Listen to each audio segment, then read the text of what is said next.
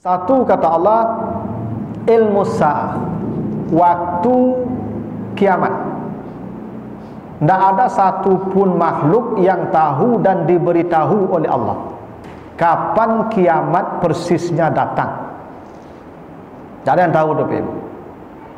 Dan itu dijamin Allah juga di surat Taha. Bapak Ibu kalau baca surat Taha ayat 15, apa kata Allah?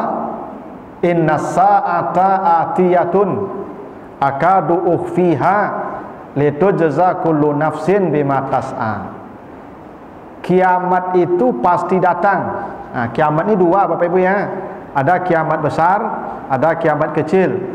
Yang kiamat besar kehancuran alam semesta, tidak ada yang tinggal kecuali hanya Allah. Yang kiamat kecil kematian, dan tidak ada pula yang diberitahu itu.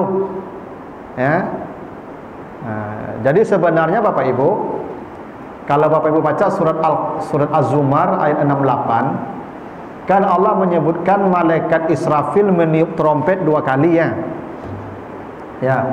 Malaikat Israfil itu meniup trompet 2 kali. Ya. Ketika dia tiup trompet pertama, fasa'iqa man fis samawati wa man fil ard. Semua yang di bumi, yang di langit mati. Itu tiupan pertama itu.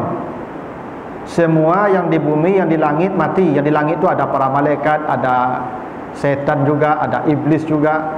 Ya. Di bumi ada macam-macam makhluknya. Tidak ada lagi yang tersisa sampai malaikat maut pun mati juga di akhir. Lalu tiupan kedua, kata Allah, faizahum qiyamun yanzurun. Semua manusia, semua makhluk dibangkit oleh Allah, berdiri. Nah, yang 2 kali ini Bapak Ibu adalah tiupan, bahasa awaknya peluit panjang. Ibarat main bola, Pak. Peluit panjangnya 2 kali. Babak pertama, babak kedua. Tetapi sepanjang pertandingan akan banyak peluit ketik-ketik berbunyi. Jadi jangan Bapak Ibu kira malaikat Israfil tu manuang-manuang saya sampai kiamat. Enggak. Dia bakal raja tu cuma mambui ketik-ketik. Cuma bola tadi. Kapan terjadi mati orang tu kerana peluit tu. Longsor, tsunami, itu ada peluit berbunyi itu. Kira-kira begitu Bapak Ibu.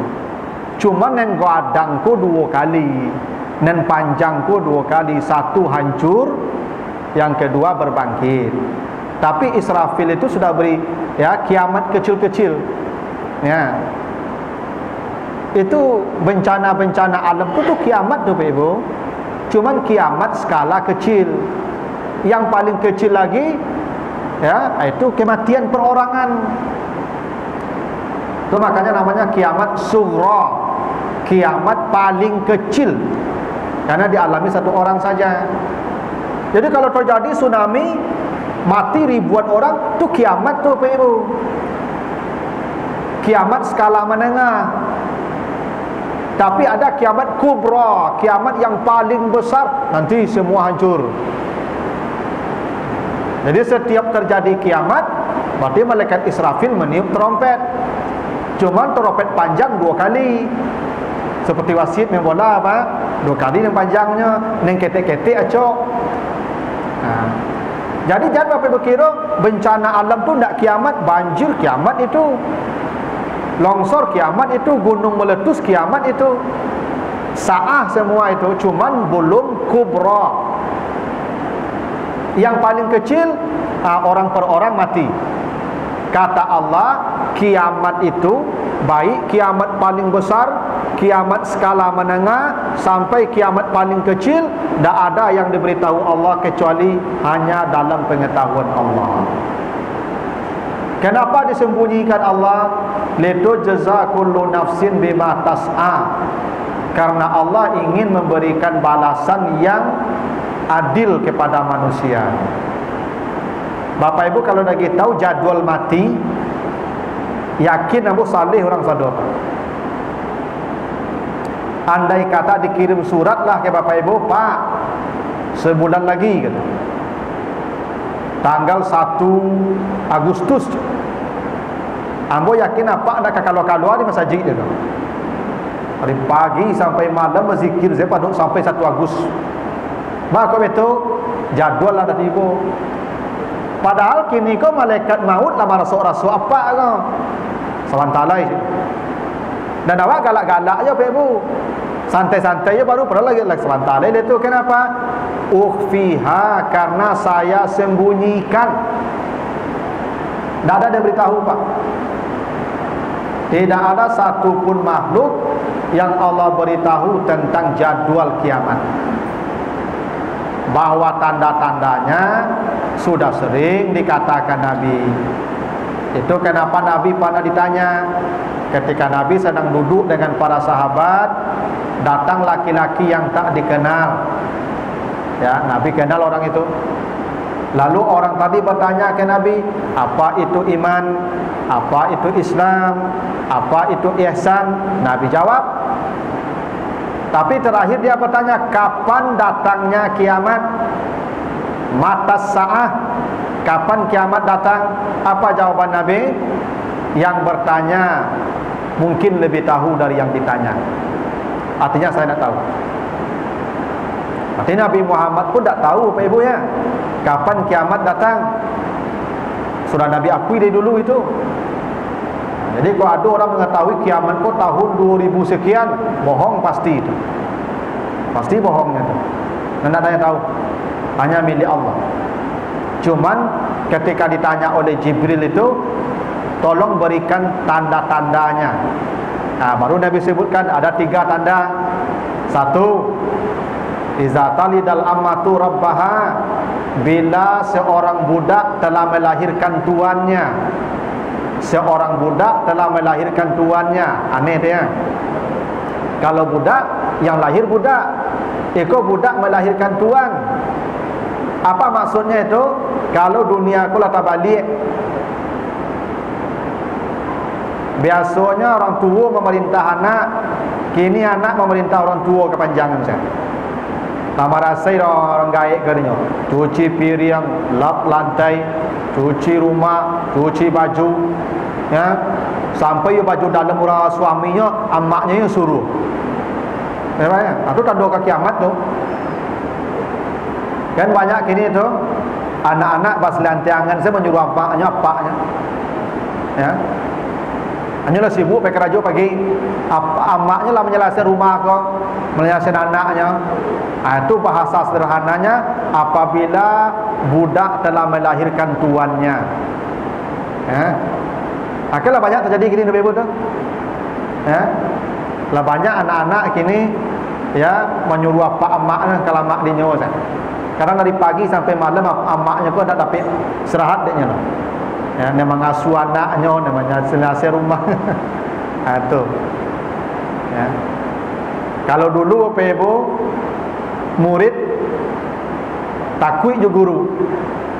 Kalau kini guru takut je murid. Jangan berang-berang murid Ibu nyetinju iko. Itulah budak melahirkan tuan namanya itu. Tata balik dunia ke Pak? Ya. Tasado tak balik. Kalau dulu murid mencari guru, kalau kini guru dah sibuk cari murid. Dikaja-kaja murid ke beraja, dan ibu berajanya. Ya Pak. Lain tak balik, itu tandanya kata Nabi. Bila budak melahirkan tuannya. Yang kedua, kalau engkau melihat orang miskin dulu tak pandai bata rompa lah, kini berlomba-lomba membangun gedung tinggi. Kini Ibu kalau pergi ke Arab, ke negara-negara Arab tu, negara Arab tu dulu miskin Ibu. Orang kepala kambing pada orangnya, tandus, miskin, tak pandai bata rompa orang Arab dulu Ibu. Kini berlomba-lomba membangun gedung tinggi Pak.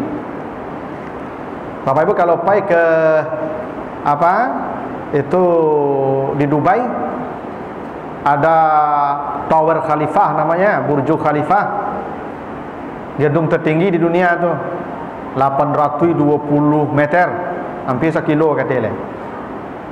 Sekarang akan dibangun lagi tu di pinggir Laut Merah tu Ibu, oleh anak Raja Salman. Gedung tertinggi di dunia, 1,2 kilo dia tiawan, sedang dibangun tu. Itu tanda kiamat tu Kak. Orang yang dulu hidupnya miskin, kata Nabi, berterompa, saya dah pandai dah, kini berlomba-lomba membangun gedung tinggi. Memang dah lama kiamat kalau Ibu. Ya. Lalu yang ketiga kata Nabi, wantasaratil ma'azif. Ketika biduan-biduan, nyanyi-nyanyian lah begitu masif. Ketika biduan-biduan dan nyanyian-nyanyian sudah begitu masif, kini apa yo acara organ, akikah organ, barale organ, 7 balik Agustus organ, sadonya organ. Itu tanda kiamat tu. Naik auto, dalam auto tu ada je musik. Pai kamu lah ada je musik. Pai ke kantu-kantu musik ke situ. HP berbunyi musik je. Alah lainnya tu mah. Pak. Tak kelamu kiamat ke Pak. Lalangkok tandanya. Bila musik, bila nyanyi-nyanyian sudah menjadi sesuatu yang masif. Cuman kalau waktunya tidak ada yang tahu. Bahwa tanda-tandanya sudah lengkap, ya. Tapi waktu tidak ada yang tahu. Sengaja tidak diberitahu kepada siapapun. Supaya apa kata Allah? Litujza kullu nafsin bima tas'a. Cuman kiamat ni Bapak Ibu, kabar gembiranya, semua orang beriman sebelum kiamat datang dimatikan oleh Allah. Kenapa? Karena kiamat itu azab yang pedih bagi orang-orang yang tak beriman. Orang yang beriman dimatikan. Ada nanti riwayatnya, berhembus angin dari utara, lalu semua mati yang beriman. Maka tinggallah yang kafir, itulah yang mendapat, yang merasakan fitnah akhir zaman. Ada sebuah penelitian fisika Bapak Ibu. Jadi kan kiamat itu akan terjadi kata Allah. Kalau Bapak Ibu baca surat Al-Qiyamah, ya, surat Al-Qiyamah ayat 8 sampai 9. Kapan kiamat terjadi kata Allah? Wa khasafal qamaru wa jumi'asy syamsu wal qamaru. Kapan kiamat datang? Ketika matahari, bulan, semua benda langit saling bertabrakan. Jumi'ah, tabrakan. Menurut penelitian para ahli, kenapa tabrakan itu terjadi? Karena kehabisan energi. Jadi sekarang bumi berputar, matahari semua berjalan karena ada energi. Tanpa energi mereka tidak berjalan. Nah, matahari semua akan habis energinya. Menurut perhitungan ahli fisika, usia energi matahari itu ada 12 miliar tahun. Dan yang sudah terpakai sejak ledakan besar Big Bang itu sudah 5,5 miliar tahun. Jadi masih tersisa energi matahari 6,5 miliar tahun. Maka kiamat akan terjadi 6 miliar tahun lagi, kurang lebih. Lama ya. Nen gadang tu yo lama, nen mati. Tak bisa jadi beko malam. Kiamat juga tu. Yang kiamat besar, andai hitungan ahli fisika itu benar, maka 6,5 miliar tahun lagi Bapak Ibu akan transit di alam barzah kalau mati kini. Kalau mati sekarang, menunggu kiamat tu 6 miliar tahun lagi lebih. Lama Ustaz? Tak lama ya. Kalau Bapak Ibu mati, baik ke alam barzah tu 6 miliar tahun tu rasa lalu siang saja. Kenapa? Begitulah memang alam barzah. Ketika Uzair tidur mati 100 tahun di surah Al-Baqarah 259, Uzair dimatikan 100 tahun. Bangun ditanya dia, berapa lama kau di sini? Jawabannya, yauman au ba'da yaum, setengah hari. Ashabul Kahfi tidur 300 tahun. Ketika bangun ditanya berapa lama kita di sini? Jawabannya sehari atau setengah hari. Sama jawabannya Pak. Artinya yang tidur 100 tahun, yang tidur 300 tahun, yang tidur 6 miliar tahun, kalau bangun rasa setengah hari. Jadi mati Bapak Ibu, yo jarak 6 miliar tahun di alam barzah tu rasa lalu siang saja. Tak percaya Bapak Ibu, cubalah. Ya. Nah, jadi itu yang tak ada pengetahuannya kecuali hanya pada Allah tentang kiamat. Waktunya, apakah kiamat besar, apakah kiamat separuh besar, apakah kiamat kecil atau yang paling kecil. Kan ada prediksi ya, Kota Padang akan digoncang gempa Megatrus. Itu nama gempa ya, Megatrus, yang kekuatan skalanya di atas 8. Kalau dari dulu tu Pak, ada jadi tiba-tiba sampai kini nih. Ya kalau gampo pasti tiba lah. Satu orang kedua yang gampo je tu. Cuman kapan waktunya, jangan coba-coba memastikan. Syirik hukumnya. Kenapa? Itu hanya otoritas Allah. Tak ada yang boleh memberitahukan. Nabi Muhammad pun ditanya Jibril, yang bertanya mungkin lebih tahu, kata Nabi. Nah, itu yang pertama ya, tentang waktu kiamat. Yang kedua, wa yunazzilul ghais. Allah hanya yang tahu di mana hujan turun. Tadi di rumahmu dah hujan apa ibu? Kau nyamuk kamari? Lah tiba dari pacar kau labeknya. Ternyata mau tanya kau beliau di siku dari asar hujan dah berhenti dah. Tak tahu, karena kalaupun ada isyarat kan, ada isyarat apa, gabak di ulu tanda kau hujan banyak, kan ya? Kan tandonya Pak, tak ada bisa memastikan oh gabak itu kalau habis hujan sudah tentu bisa jadi pindahnya tabangnya. Makanya perakiraan cuaca itu istilahnya Pak ya. Perkiraan, namanya perkiraan bolehlah. Tapi memastikan bahawa hujan turun di sana itu tak boleh. Apalagi musim hujan. Ada orang pandai musim hujan Pak. Kurang beralik banyak kok Pak. Keraja syirik situ. Allah yang mengatur hujan tu. Aku dibu api unggun Pak. Tu dia ambu-ambu semua itu. Hujan ko dusianya tu. Babayi tu orang tu Pak tu. Dia kalau apa-apa ibu beralik jangan citu loh, syirik tu. Di kampung-kampung banyak situ Pak, pawang namanya. Ya Pak. Iya, pawang hujan nama tu. Kau asal kabar alik tu atau bimbo pawang tu mah. Hanya duduk si rokok. Nama itu. Ini bodoh hewan nama tu. Ya. Urusan hujan itu urusan Allah satu-satunya.